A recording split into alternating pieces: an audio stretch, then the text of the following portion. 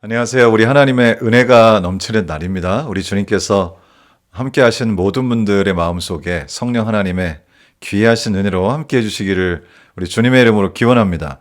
오늘은 마태복음 19장 16절부터 하나님께서 주신 말씀을 함께 나누겠습니다. 마태복음 19장 16절을 먼저 읽겠습니다.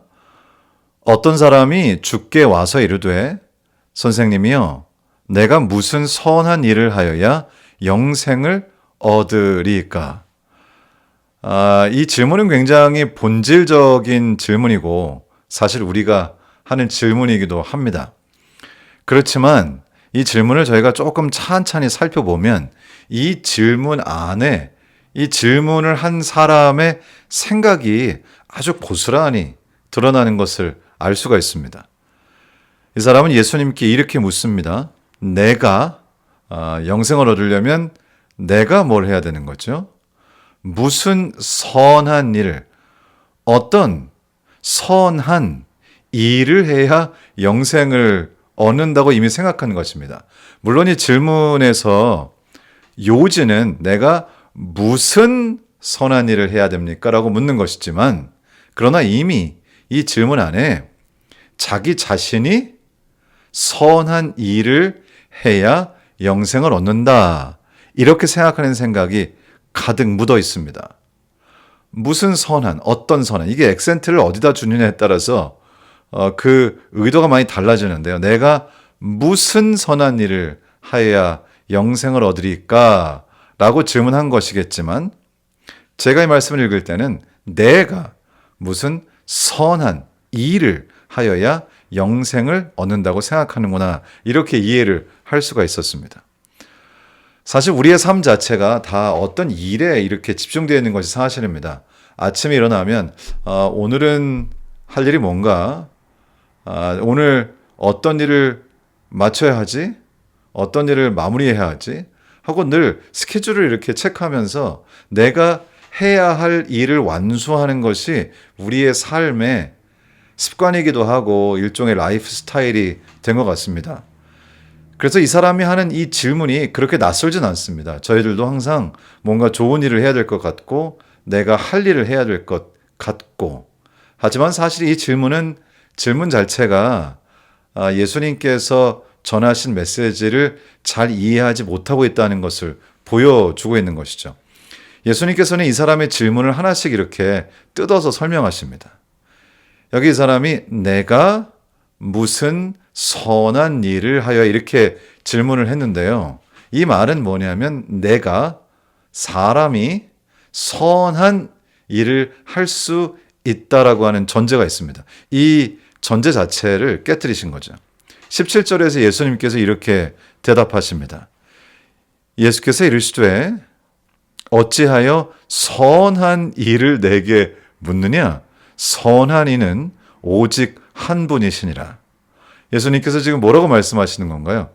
이렇게 선하신 예수님께서 우리가 볼 때는 정말 선하신 예수님께서 어찌하여 선한 일을 내게 묻느냐 이렇게 질문을 하십니다. 예수님께서 이 당시에는 인간으로 세상에 오신 것이기 때문에 인간은 근본적으로 선하지 않은 존재다라고 하는 것을 심지어는 본인까지도 포함하셔서 말씀을 하시고 진정한 의미에서 선한 분은 하늘에 계신 하나님밖에 없다 이 얘기를 지금 하고 계신 것입니다. 글쎄요, 이 예수님을 찾아온 사람이 예수님께서 하신 이 말씀을 이해를 했는지 못했는지 잘 모르겠습니다. 왜냐하면 뒤에 대화를 이어가는 거 보면 예수님께서 하신 말씀을 잘 이해하지 못한 것 같습니다. 예수님께서 주신 이 말씀의 요지는 인간 중에 선한 인간은 없고 우리는 스스로 선한 일을 할 수 없다 이 말씀을 주시는 것인데 이해하지 못한 것 같습니다.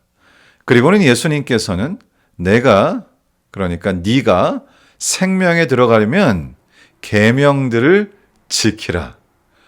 사실 계명을 완벽하게 지키는 것은 우리 자신들 이 죄된 인간으로서 할 수 없는 일이라는 말씀을 우리에게 주시는 것이죠. 우리 주님께서 역사하지 아니하시면 우리가 허락하시는 하나님의 능력이 아니면 우리는 어떤 계명도 지킬 수 없다는 사실을 주님께서 말씀하고 싶으셨다는 것입니다.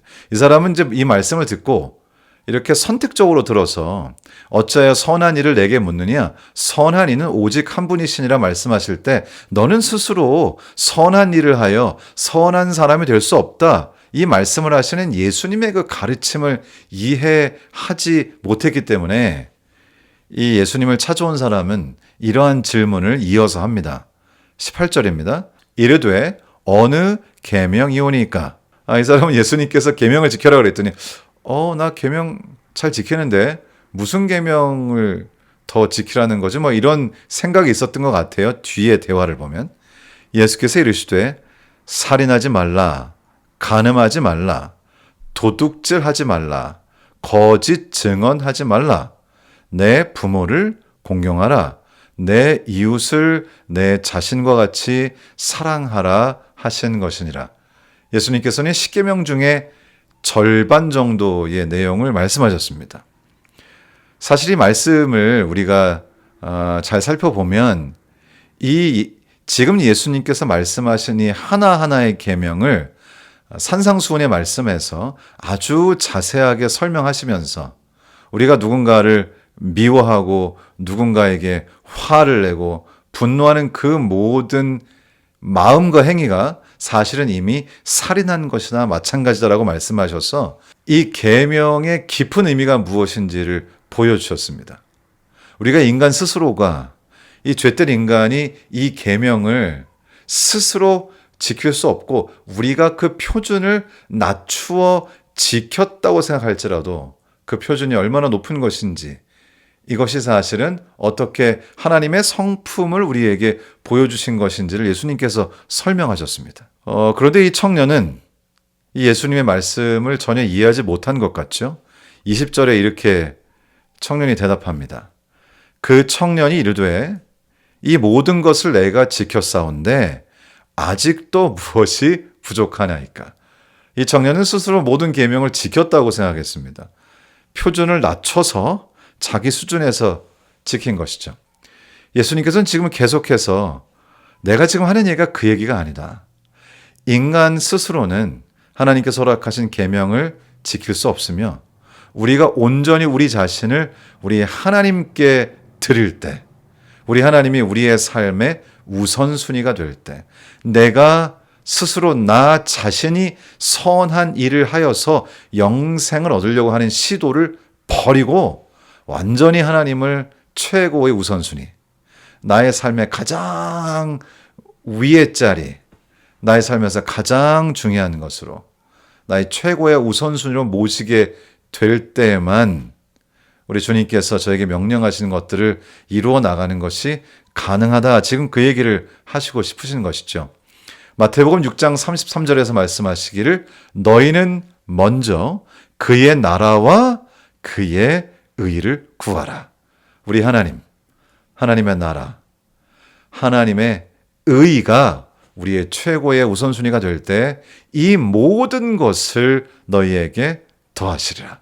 그 나머지를 주님께서 더하여 주신다고 우리에게 말씀하신 것입니다.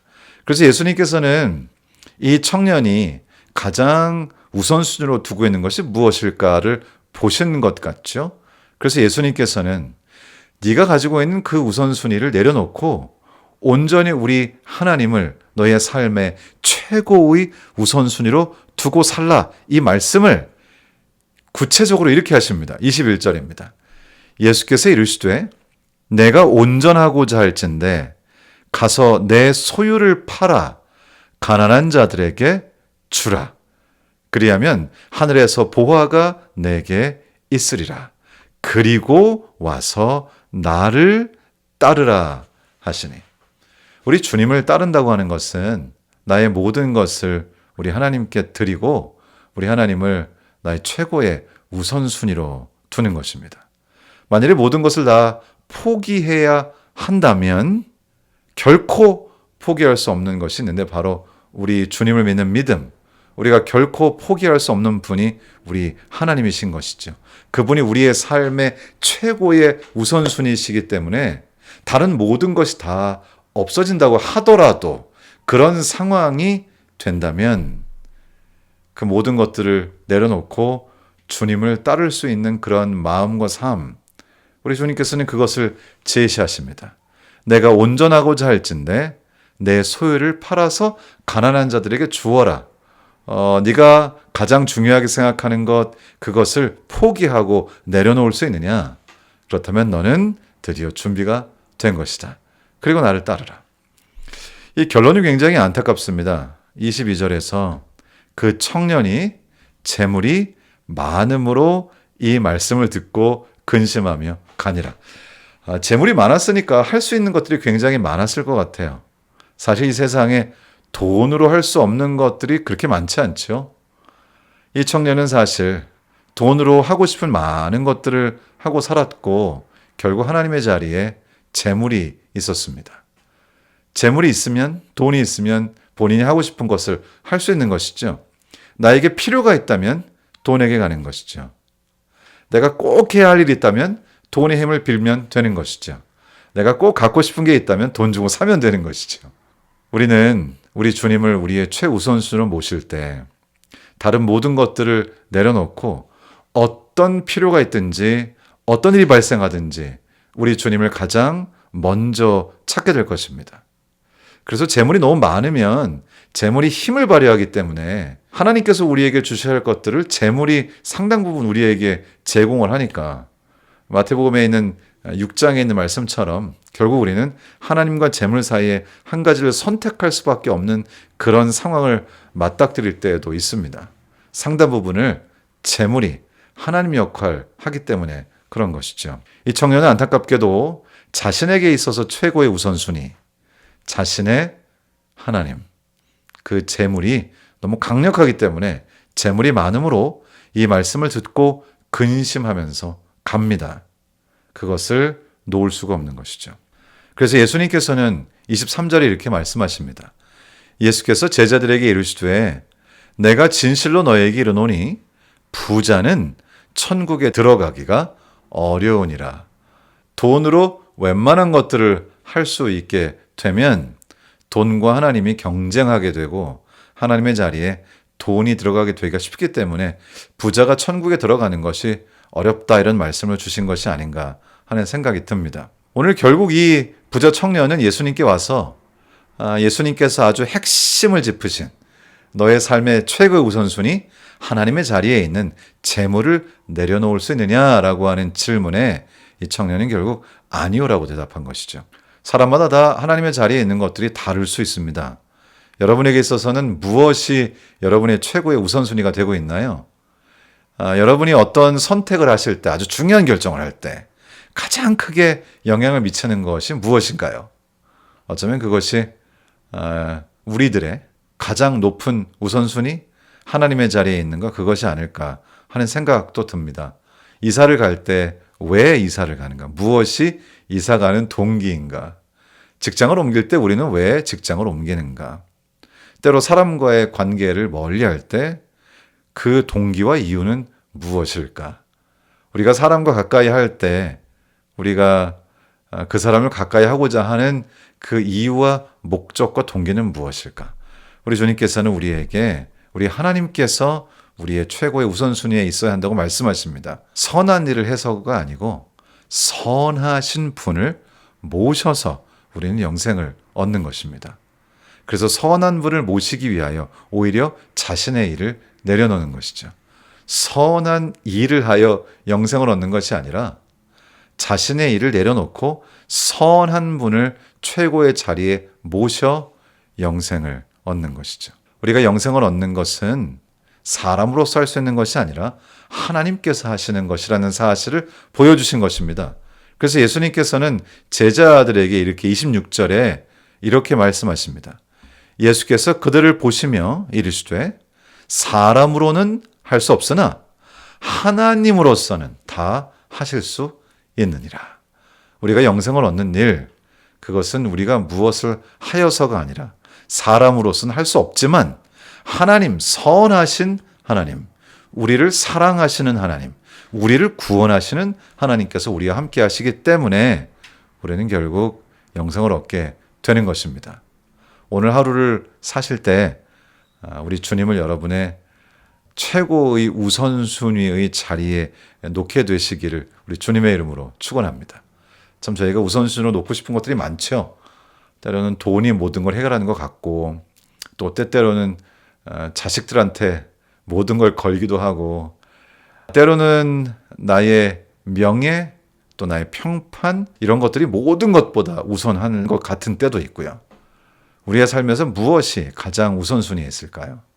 오늘 한번 잠깐 생각해 보시고, 오늘 하루 동안 우리 주님, 나의 가장 최고의 우선순위가 되셔야 할 분, 내가 첫째로 모셔야 할 분, 나에게 진정으로 구원과 영생을 주시는 분, 나의 모든 죄를 용서하신 분, 그분을 여러분의 최고의 우선순위의 자리에 놓고 그분께서 인도하시는 삶, 영을 쫓아 사는 자에게 율법의 요구가 이루어지게 한다는 로마서 8장의 말씀처럼 그분께서 인도하시고 그분께서 보여주시는 그런 놀라운 삶을 오늘 고스란히 살아보면 어떨까 합니다. 우리 주님의 은혜가 여러분의 마음 가운데 함께 하시고 주님과 동행하는 하루가 되기를 우리 주님의 이름으로 축원합니다.